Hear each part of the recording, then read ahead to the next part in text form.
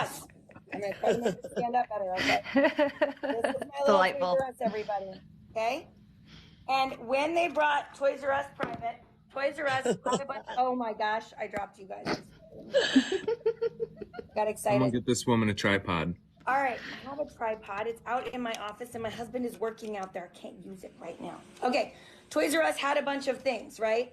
Toys R Us was stacked with assets. They had employees, right?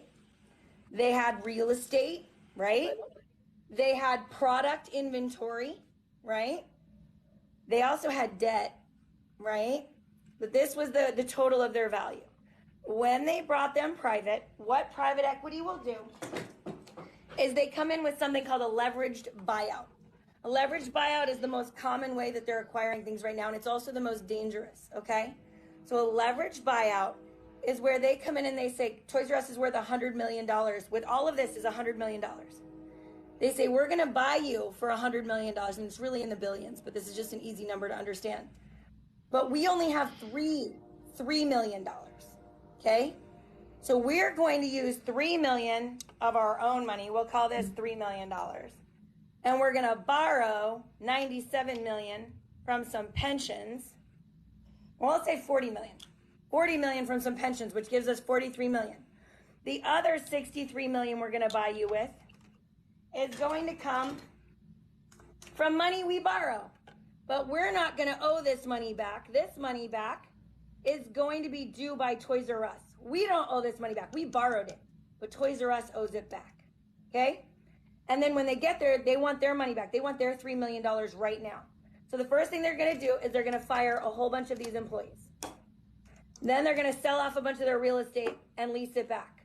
And then they're gonna unload a bunch of their inventory and sell it on the open market, so they're carrying smaller inventory.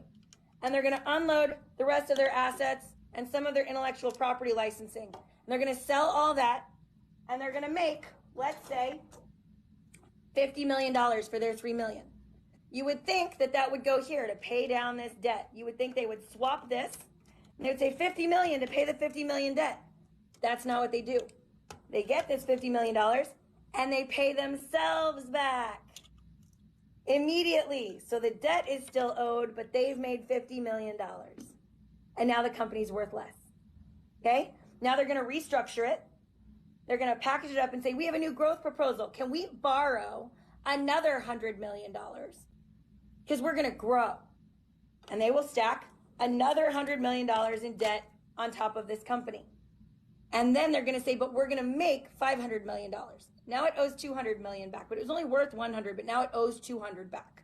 And it has less assets. It's been 2 years, so they're gonna kick it to the next private equity company. The next private equity company is gonna come in, and they're coming. This is my ivory tower. They're gonna come in from their ivory towers. And they're gonna say, we'll buy it for $300 million, but we're only gonna put up $9 million of our money, like $120 million of pensions, and the rest we're gonna borrow. And then it's gonna get stacked higher with debt. And that company is going to unload more employees and more real estate and more assets and more of their inventory, right? And now they have almost nothing left here, and they have all this debt. And they have interest payments that are so high, if there's the slightest economic downturn, they're screwed. This company is gonna come in, and when they unload all that, it's gonna make a little money, right? They'll make another couple $100 million. And they're gonna pay themselves back, but they're not gonna pay the debt. Toys R Us still owes the debt. They don't have any risk because they're paid back as soon as they get there by firing people and selling stuff. So the debt keeps growing and the assets keep shrinking, right? One after another, until eventually there's a small economic downturn and the whole thing like just falls. But they didn't bear any responsibility. They didn't bear any because they made the company owe the debt even though they borrowed the money. And that's how a leveraged buyout works.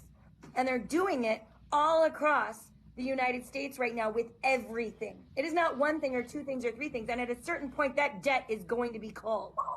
It's not sustainable, and no one's regulating it. Nobody. So when you see a company that goes like this, it's not one company.